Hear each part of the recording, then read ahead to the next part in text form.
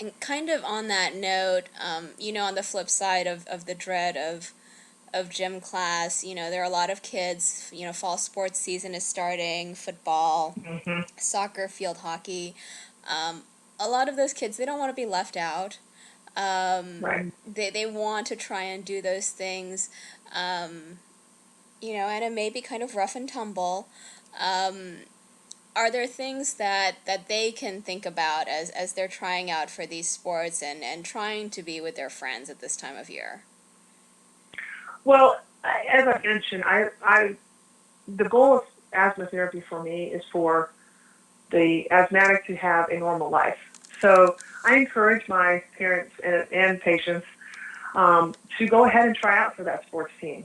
If we have good control of the asthma by avoiding known triggers, by using medications as prescribed, by using the short-acting bronchodilator prior as a preventative, most of my asthmatics do really well with exercise.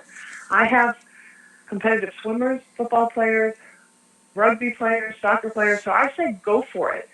But again, those parents and patients have to be educated.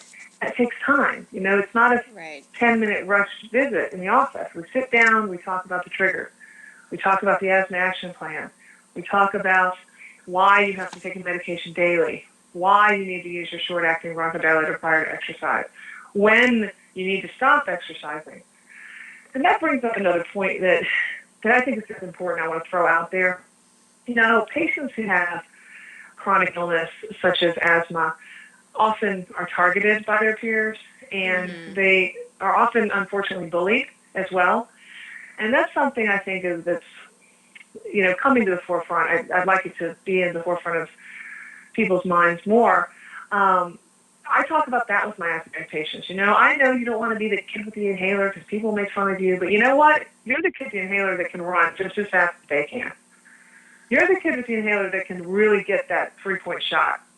And I encourage them to go for what they want to do recreationally and with sports. I mean, there's no reason you can't live with asthma and have a completely normal life. Fantastic. Is there any other advice that you would give parents or kids? I would say if you do have a diagnosis of asthma, I think it's very important to see an allergist immunologist at least one time because if the allergy is enrolled, it's very simple to avoid the allergic triggers.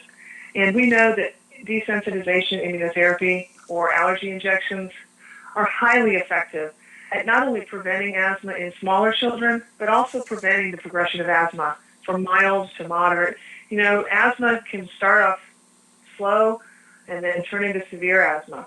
With allergy injections, we can stop that progression. Studies have shown that. So I encourage at least one visit to an allergist if you have a definitive diagnosis of asthma. And if you suspect a child has asthma, go to the pediatrician, talk it over with them, and see if a referral to an allergist is needed. Thank you so much for being with us today, Dr. O'Connor. If Oh, people you're want, so welcome. Thank you. if people today wanted to keep up with you, what's the best way to reach you? www.aairofcharlotte.com.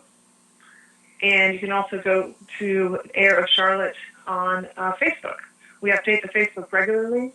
My website is currently under construction, but it's coming very quickly. And again, the Facebook is AAIR, Allergy, Asthma, and Immunology Relief of Charlotte.